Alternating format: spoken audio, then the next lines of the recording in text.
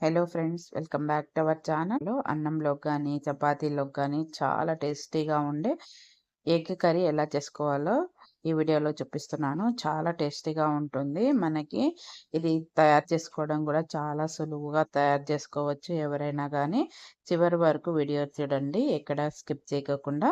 ముందుగా ఒక ప్యాన్ తీసుకొని ఇందులోకి ఒక 2 టేబుల్ స్పూన్ల వరకు ఆయిల్ వేసుకొని, ఆయిల్ కొద్దిగా హీట్ అయిన తర్వాత ఒక హాఫ్ టేబుల్ స్పూన్ వరకు పసుపు, ఒక పావు టేబుల్ స్పూన్ వరకు సాల్ట్ యాడ్ చేసుకోవాలి. తర్వాత ఒక పావు టేబుల్ స్పూన్ కారం కూడా యాడ్ చేసుకొని ఉడికించుకొని కొద్దిగా ఘాట్లు పెట్టుకున్న ఎగ్స్ని ఇందులోకి వేసేసుకొని మంచిగా ఫ్రై చేసుకోవాలి.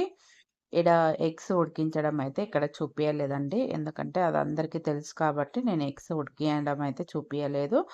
ఇలా ఎగ్స్ని ఫ్రై చేసుకొని పక్కన పెట్టేసుకుందాము. తర్వాత వేరే ప్యాన్లోకి ఒక 3 స్పూన్స్ వరకు ఆయిల్ వేసుకోవాలి. ఆయిల్ అనేది కొద్దిగా ఎక్కువగా పడుతుందంతే.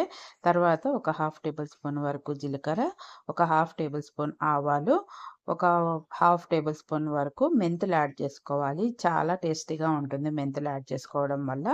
తర్వాత ఒక 2 పెద్ద సైజు ఉల్లిపాయలని చిన్న చిన్న ముక్కలుగా కట్ చేసుకొని యాడ్ చేసేసుకొని ఒకసారి బాగా మిక్స్ చేసుకోవాలి. ఇలా బాగా మిక్స్ చేసుకున్న తర్వాత వీటిని మంచిగా కలర్ చేంజ్ అయ్యేంత వరకు బాగా వేయించుకోవాలి. ఇలా చూడండి, ఇలా మంచిగా కలర్ చేంజ్ అయ్యేంత వరకు బాగా వేగిన తర్వాత ఇందులోకి ఒక 4 పచ్చిమిర్చి ముక్కల్ని కట్ చేసి యాడ్ చేసుకోవాలి. తర్వాత ఇందులోనే కొద్దిగా కరివేపాకును కూడా యాడ్ చేసేసుకొని వీటిని ఒక 2 నిమిషాల పాటు వేయించుకోవాలి. ఇలా పచ్చిమిర్చి, కరివేపాకు కొద్దిగా వేగిన తర్వాత ఇందులోకి అల్లం వెల్లుల్లి పేస్ట్‌ని యాడ్ చేసుకోవాలి. ఇలా వేగిన తర్వాత అల్లం వెల్లుల్లి పేస్ట్ అయితే యాడ్ చేస్తున్నాను.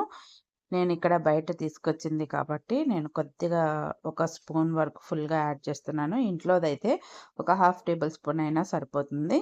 ఇలా మంచిగా ఇందులోకి అల్లం వెల్లుల్లి పేస్ట్‌లోకి కొద్దిగా పసుపు కూడా యాడ్ చేసేసుకొని మంచిగా ఫ్రై చేసుకోవాలి. అల్లం వెల్లుల్లి పేస్ట్‌లో నుంచి మంచిగా పచ్చి వాసన పోయేంత వరకు బాగా ఒక 2, 3 నిమిషాలు బాగా ఫ్రై చేసుకోవాలి. ఇలా ఫ్రై చేసుకున్న తర్వాత ఇందులోకి టమాటా ప్యూరీనైతే యాడ్ చేసుకోవాలండి. ఇక్కడ టమాటాలు నేను ఒక 3 వరకు పెద్ద సైజు టమాటాలు ఒక 3 తీసుకొని వీటిని మంచిగా ఒక మిక్సీ జార్‌లో వేసుకొని మెత్తగా గ్రైండ్ చేసుకొని పెట్టుకున్నాను. మీరు కావాలనుకుంటే గ్రేవీగా లేకోకుండా కొద్దిగా తిక్కుగా ఉన్నా పర్వాలేదనుకుంటే టమాటా ముక్కల్ని కూడా యాడ్ చేసుకోవచ్చు. ఇక్కడ టమాటా ప్యూరీ యాడ్ చేస్తే మంచి గ్రేవీగా, థిక్‌నెస్‌గా చపాతీల్లోకి గానీ, రైస్‌లోకి గానీ సరిపోతుంది కదా అని నేను గ్రేవీ చేసి యాడ్ చేశాను.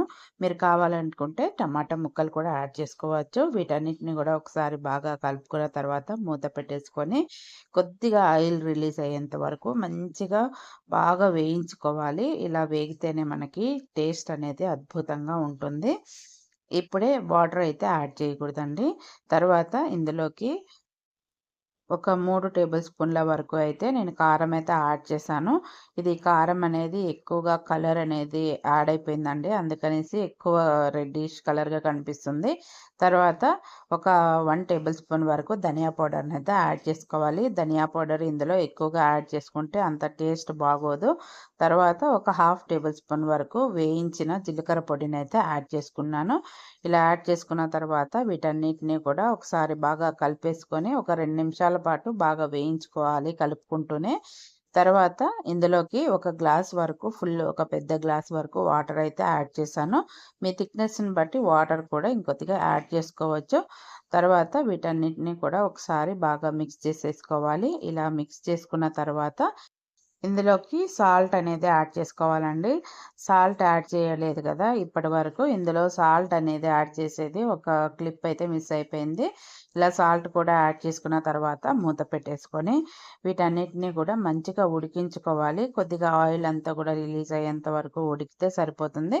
మధ్య మధ్యలో ఒకసారి మిక్స్ చేసుకుంటూ ఇలా బాగా ఉడికించుకోవాలి. ఇలా ఉడికిన తర్వాత ఇందులోకి మనం ముందుగా బాయిల్ చేసుకొని పెట్టుకున్న ఎగ్స్ ఉన్నాయి కదా, ఆ ఎగ్స్‌ని ఇందులోకి యాడ్ చేసుకోవాలి. ఇలా ఫ్రై చేసుకున్న ఎగ్స్‌నన్నిటిని కూడా ఇందులోకి యాడ్ చేసేసుకొని తర్వాత ఇందులోకి గరం మసాలానైతే యాడ్ చేస్తున్నానండి. ఒక హాఫ్ టేబుల్ స్పూన్ వరకు గరం మసాలా అయితే యాడ్ చేస్తున్నాను.